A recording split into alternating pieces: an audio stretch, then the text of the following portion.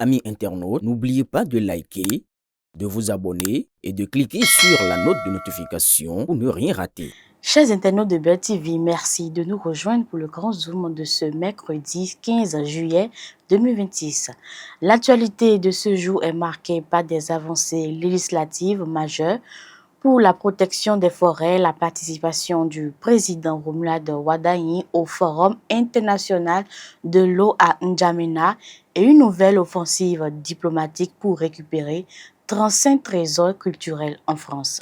Bienvenue dans le grand zoom de BLTV, votre rendez-vous d'analyse et de décryptage des faits qui font le Bénin, l'Afrique et le monde. Tout de suite, le sommaire.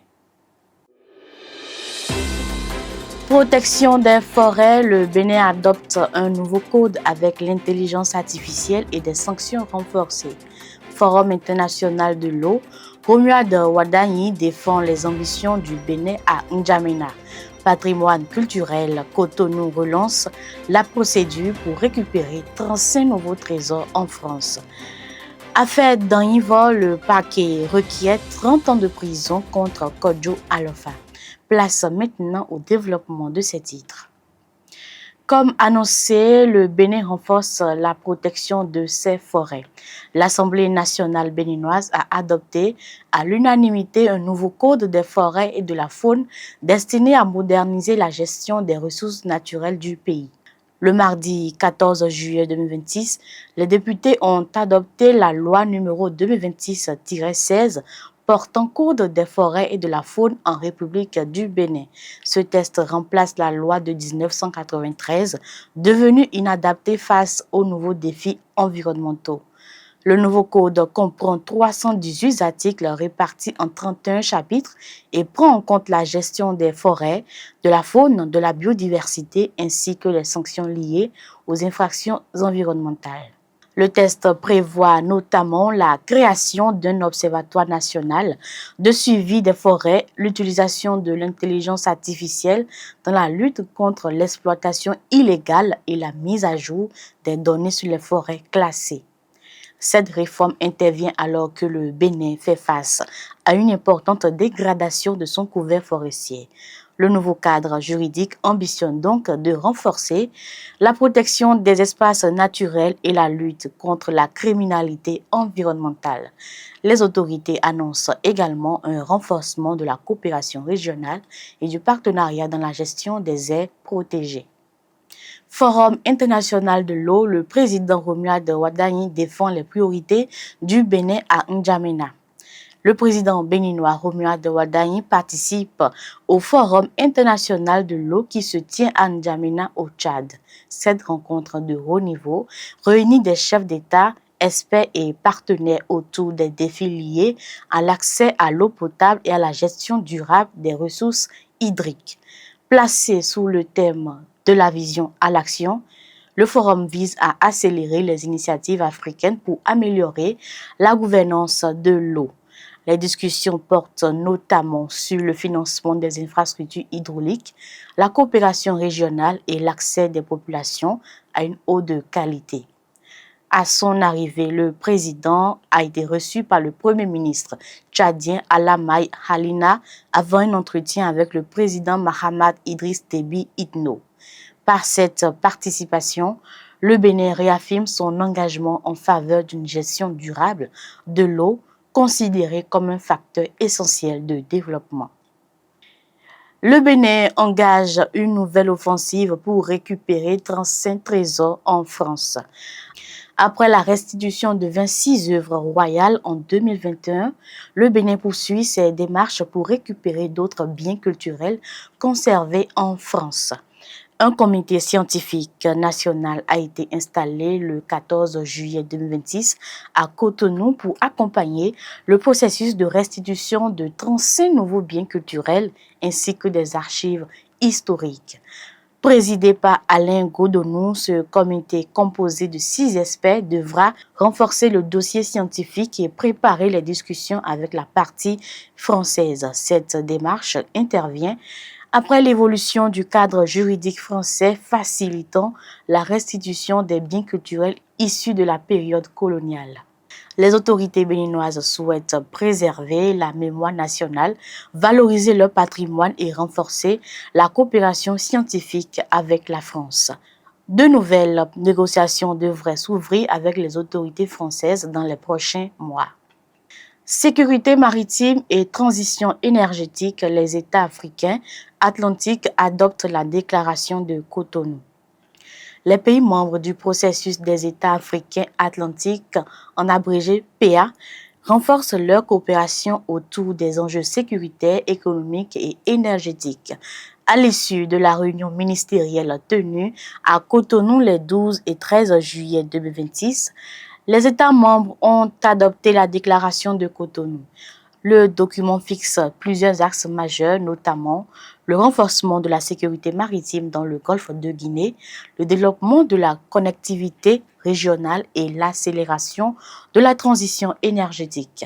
Les pays africains riverains de l'Atlantique souhaitent mettre en place des corridors logistiques verts reliant les ports aux pays de l'Interland. Le secrétaire permanent du PA est chargé d'élaborer, d'ici mars 2027, une feuille de route pour assurer la mise en œuvre des engagements pris. Cette déclaration marque une étape importante dans la coopération régionale pour la sécurité et le développement durable. Affaire Danhivo, le parquet requiert 30 ans de prison contre Kodjo Alofa. Le dossier Pierre-Urbain Danhivo connaît un nouveau développement devant le tribunal de première instance de Cotonou. Le ministère public a présenté ses réquisitions ce mercredi 15 juillet 2026. Le parquet a demandé 30 ans de réclusion criminelle et une amende de 150 millions de francs CFA contre Kodjo Kossi Alofa. Le ministère public estime que Pierre-Urbain Danhivo a été victime d'un meurtre orchestré par Akon Paul alias Ibo, avec l'implication présumée de Kodjo Alofa. Concernant Donatien Amoussou, le parquet a estimé qu'aucun élément ne permet de l'impliquer directement dans le meurtre. Il a toutefois requis 60 mois de prison pour escroquerie. La défense a demandé un délai de 48 heures pour préparer ses observations, estimant que la requalification des faits apporte de nouveaux éléments dans le dossier. L'audience a été donc renvoyée au jeudi 16 juillet afin de permettre aux avocats de la défense de présenter leurs arguments. Ce procès est très suivi par l'opinion publique en raison de la notoriété des protagonistes et des zones d'ombre qui persistent dans cette affaire. Désignation des chefs de village et de quartier, le bloc républicain a adopté une nouvelle procédure pour choisir ses candidats au poste de chef de village et de quartier de ville. Le parti a adopté une décision cadre définissant les modalités de désignation conformément aux résultats des élections communales de janvier 2026. Des comités de présélection seront donc installés dans les arrondissements pour examiner les candidatures proposées par les structures de base. Au niveau communal, un comité de prévalidation analysera les dossiers avant leur transmission au secrétariat exécutif du parti. Les candidats doivent être membres actifs du parti, jouir d'une bonne moralité, ne pas avoir de condamnation judiciaire et résider dans la localité concernée. Le processus devra être achevé avant le 31 juillet 2026. Cette procédure vise donc à garantir la transparence et la légitimité des désignations. Un tour dans la sous-région, le Burkina Faso expulse 2 responsables de l'Union européenne. Les relations entre Ouagadougou et Bruxelles connaissent une nouvelle tension diplomatique. Les autorités burkinabées ont déclaré persona non grata 2 responsables de la délégation de l'Union européenne au Burkina Faso. Il s'agit notamment du chef de délégation adjoint de l'Union européenne et d'une chargée de programme. Les 2 responsables disposent de 3 jours pour quitter le territoire burkinabé. Cette décision intervient dans un contexte de repositionnement diplomatique des pays de l'Alliance des États du Sahel regroupant le Mali, le Burkina Faso et le Niger. Cette expulsion pourrait accentuer les tensions entre le Burkina Faso et l'Union européenne alors que les autorités sahéliennes cherchent à redéfinir leurs partenariats internationaux. Ouverture de procès de 6 personnes accusées de complot contre la transition au Mali. La justice malienne examine une affaire très suivie au niveau national et régional. Le mardi 14 juillet 2026, la Cour criminelle de la Cour d'appel de Bamako a ouvert le procès de 6 personnes poursuivies pour des faits présumés de complot contre les autorités de la transition. Parmi les personnes poursuivies figure l'ancien directeur général de la sécurité d'État, colonel-major Kassoum Goïta. À l'ouverture du procès, la défense a soulevé plusieurs questions de procédure, notamment sur l'application de mesures d'amnistie. Ces demandes ont été rejetées par la juridiction. Cette affaire est particulièrement observée au Mali et dans la sous-région en raison de son lien avec la stabilité politique du pays.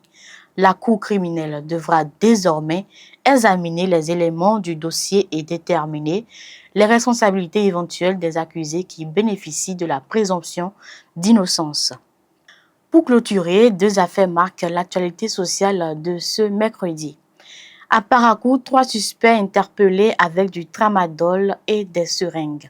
Une opération de la police républicaine a conduit à l'interpellation de 3 personnes dans le 3e arrondissement de Parakou. L'intervention a eu lieu dans l'après-midi du mardi 14 juillet aux environs du carrefour Alouda. Les policiers ont découvert plusieurs produits suspects, notamment des plaquettes de tramadol ainsi que des seringues. Les 3 personnes arrêtées ont été conduites au commissariat central de Parakou pour être entendues. Les investigations devront permettre de déterminer l'origine des produits saisis et d'identifier d'éventuels réseaux impliqués. Pour rappel, le tramadol est un médicament soumis à prescription médicale stricte et son usage détourné est sévèrement puni par la loi. Deuxième fait divers de cette session, une guerre de nude entre 2 anciennes amies devant la criette. Les 2 jeunes femmes sont poursuivies pour harcèlement par voie de communication électronique après la diffusion réciproque de leurs photos intimes. Selon les éléments du dossier, le conflit est né après la découverte d'une relation entre le mari de l'une des prévenues et son amie. Des photos privées ont ensuite été diffusées de part et d'autre sur les réseaux sociaux. Le ministère public a requis 24 mois d'emprisonnement avec sursis contre chacune des 2 prévenues. Les avocats ont plaidé la relaxe, soutenant que leurs clientes n'ont pas directement publié les images litigieuses. Le verdict de la criette est attendu pour le 19 octobre 2026. Cette affaire illustre les dérives possibles des réseaux sociaux et la nécessité de respecter la vie privée d'autrui. C'est la fin de cette édition du Grand Zoom, une actualité marquée par l'adoption d'un nouveau code des forêts intégrant l'intelligence artificielle, la nouvelle offensive diplomatique pour récupérer 35 trésors culturels en France, l'adoption de la déclaration de Cotonou sur la sécurité maritime, les réquisitions dans l'affaire d'Anivor, les tensions diplomatiques au Sahel et des faits divers révélateurs des défis sociaux contemporains. Merci de votre fidélité au Grand Zoom de BEL TV. Restez câblés et à demain.